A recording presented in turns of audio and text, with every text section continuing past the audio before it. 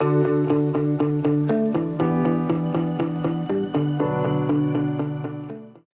right, so in this video, we're going to cover financial statements. Now, there are 3 financial statements that you're going to learn in this class. There is a 4th one, but that is beyond the scope of what we're dealing with. You're going to learn the income statement, the statement of owner's equity, and the balance sheet. Now, the income statement is going to show your net income or your profits, right? The purpose you go into business is to make a profit.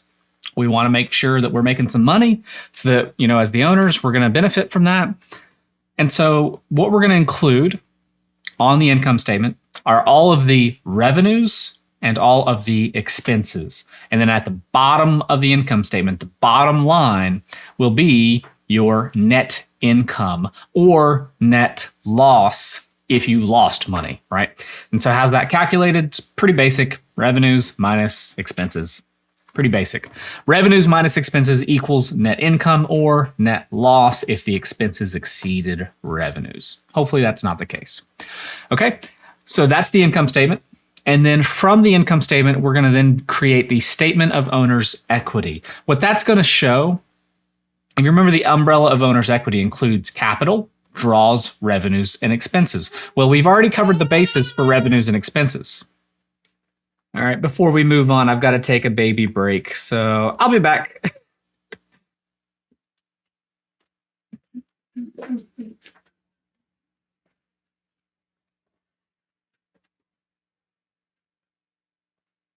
Rocket Man, born it up to see my da-da-da. This is the reason that most of my videos are being recorded at nighttime. He's so fussy during the day. He's always awake. He barely naps. Wear me out, dude.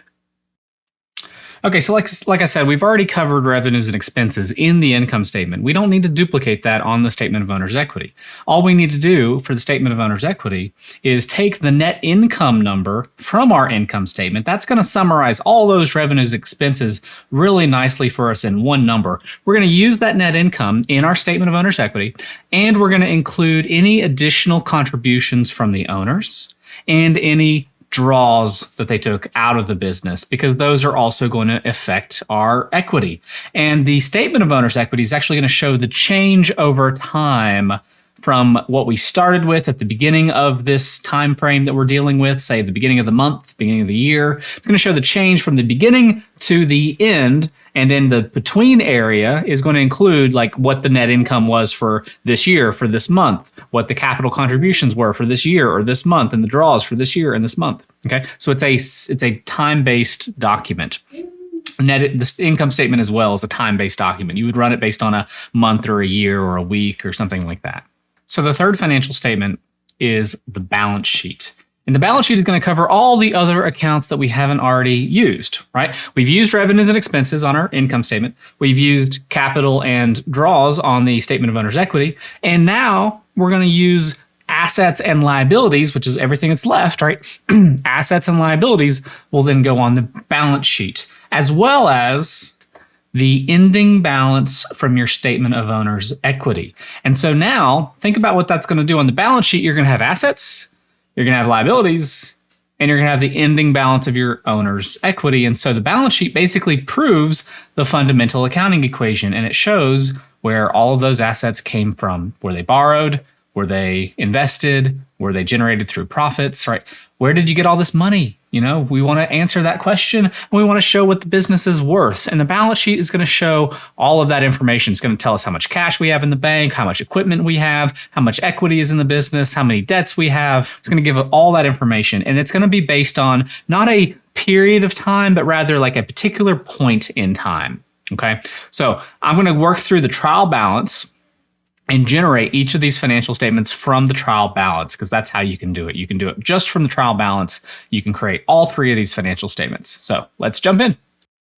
Okay, so I've pulled up a blank income statement, and on my left here, I've got my original trial balance. And so to start building this out, remember, we're worried here about revenues and expenses. So I have down here revenues and expenses. Let's just go ahead and highlight these so that you understand that's what we're interested in for the income statement.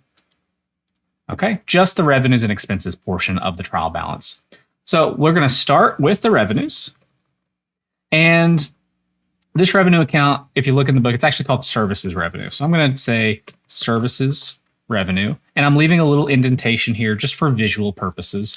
That's the only revenue account that I have. And so then I'm going to have total revenues. If I had more revenue accounts, I would continue to list them and on, right? Now over here on the right, I will indicate the balance. Okay, so looking here, my balance is $23,320. Now here, it doesn't matter that it's a credit or a debit because it's normal. What I mean by that is revenue normally should have a credit balance. That means it's a positive revenue. It wouldn't make sense to have negative revenue, right? So that is its normal balance. That's where I expect it to be. Same with our expenses. They normally are debits. They have normal debit balances. And so I don't need the debit and credit verbiage here when I'm creating my financial statements. I just need to pop the numbers in. If something were to be the case where they're not the normal balances, then you might need to indicate them as negatives, but here that's not needed. Now for the total revenue here, there's just the one, so we're going to just go ahead and pop that in as it is. Now for the rest of these, we need to get our expenses in. It's going to follow the same format. We're going to start listing the expenses out, and then we'll total them. And again, debit and credit doesn't matter because those are the normal balances, so we'll just bring those over as you see them. And for the total, we will add them all up, and we are at $4,455. Now, it's common in an income statement to put lines around your totals to separate those from your main expenses, so I'll do that real quick. Okay, so I've put lines around the totals and I have shifted everything over to where you can see it. And the last step here is to figure out the bottom line, the net income or loss. All right, so for our net income, in this case, we do have a net income because our revenues exceed expenses. So we're just going to subtract, and we are at $18,865. So that is our net income for this month. And notice, I should have mentioned this earlier. I did title the income statement with the name of the business, the name of the document, the name of the financial statement, and the fact that it was for the month of June, ending on June 30th, and then the year. Okay, so that is the process. And then we could do one more thing, which would just be to put that, give some lines around that. All right, now we're going to take that net income number and we're going to use it to create our statement of owner's equity. It's not the first thing we're going to do, but it's going to be included. So let's go on to the statement of owner's equity now. All right, so I've got a template set up for the statement of owner's equity, and it is going to be for the month ended June 30th, just like the income statement was. And so what that means is we actually kind of have to start with the beginning balance. And in this case, the beginning balance would be as of June 1st. Okay, June 1st, meaning that it's the beginning of the month. Now, in this case, we're dealing with a brand new business. So the beginning balance here is just going to be 0. And that's because Connor's Whitewater Rafting was formed at the beginning of June. Our first transaction was taking money to the bank, opening the business, putting in money into a business checking account. And so our previous balance here is just going to be 0. You'll have to, when you're going through your homework problems, you'll have to read the context and read the entire problem to determine, is this a pre-existing business or is this a brand new business? You can usually bet on it being a brand new business and that this is 0 unless it says otherwise. Okay, and usually what it'll say is no additional investments were made. That's what it usually will say.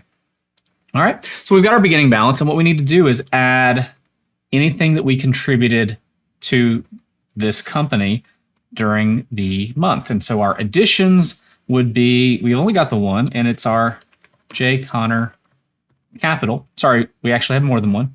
We have our J. Connor Capital, all right, and that is from the trial balance. So again, we're focused here on the capital and draw accounts. Let's go ahead and highlight those so that you know.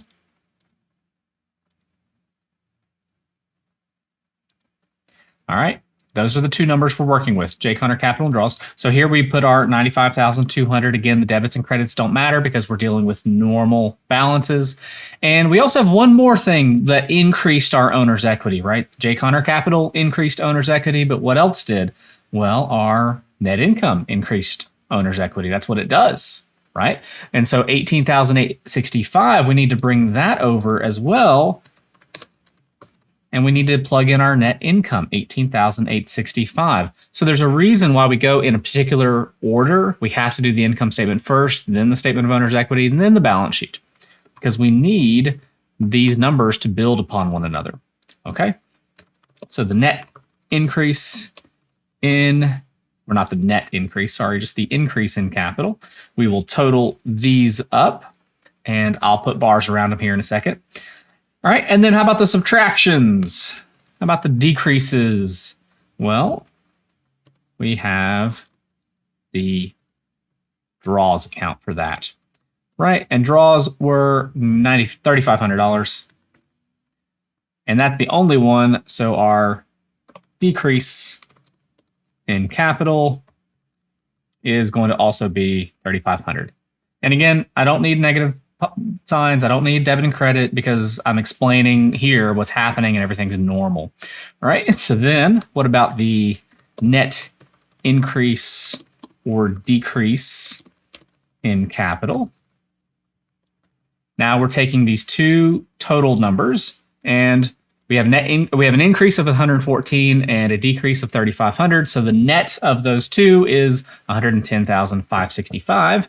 And so then our ending balance as of June 30th, right? Because this is for the month ended June 30th.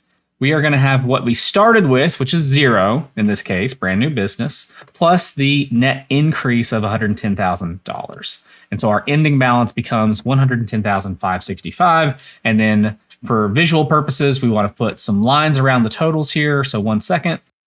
And there we go. That just looks a little bit nicer and more like what you're going to see in a real statement of owner's equity. All right. So now the balance sheet is the final financial statement that you're going to worry about. And just keep in mind, we are going to want this number down here at the bottom. And our balance sheet is actually going to be not for the month, but it's going to be as of June 30th. It's going to be based on that last day of the month, not a time frame, but a particular point in time. That's how the balance sheet works. And our balance sheet is going to basically show everything else that we haven't already used. So all of these accounts up here, right, our assets and our liabilities, we're going to bring those into the balance sheet. All right, so let's highlight those. Let's give those a green color. All right, so those are all going to go on our balance sheet. And so we're going to start with our assets. And let's see, we've got cash, we've got equipment, we've got supplies, we've got prepaid insurance, we've got accounts receivable, and that's all the assets. And so then we're going to do the total assets. Let's bring those balances in here. All right, so cash is $55,890. Equipment is $51,300. Supplies is $675. Prepaid insurance is $1,875, and accounts receivable is $4,250. So that gives me total assets of $113,990. All right, now let's do our liabilities. And we've just got accounts payable. So when we do our total, it's just going to be that. All right, and accounts payable is $3,425, and so our total will also be $3,425. And then the last thing here will be our owner's equity. Okay, and now where does this come from? Well, it's basically the summary of all of these numbers, right? At the end of this thing, balance sheet's going to have all of this, but we're going to get it from our statement of owner's equity, right? The statement of owner's equity has our net income, so it has our revenues and expenses, and it has our capital and draws, so it has this part of the trial balance. And so everything, all of these numbers right here on the trial balance have been summarized in your final balance, your ending balance from your bottom of your statement of owner's equity, $110,565. That's what we want. So down here, owner's equity, we're just going to put, what did I say? 110,565. All right, so let's put some bars around this and let's do one more thing, which is going to be total liabilities plus owner's equity. And before that, let me do a little formatting and then we'll be right back. All right, so the magic moment is, do the assets equal total liabilities plus owner's equity? That's what the balance sheet is going to show, and we will find out by simply taking total liabilities plus owner's equity, and we should have 113,990. It should equal our total assets, and it does. Right? So let me highlight these so that you can really see how that works. We want these numbers to be exactly the same, and they are. That proves the fundamental accounting equation that assets equal liabilities plus owner's equity, and your trial balance proves that total debits equal total credits. And so these two documents showcase the proof that you did your job right, okay? So that's where this video is going to end, and if you have any questions, feel free to reach out to me, okay?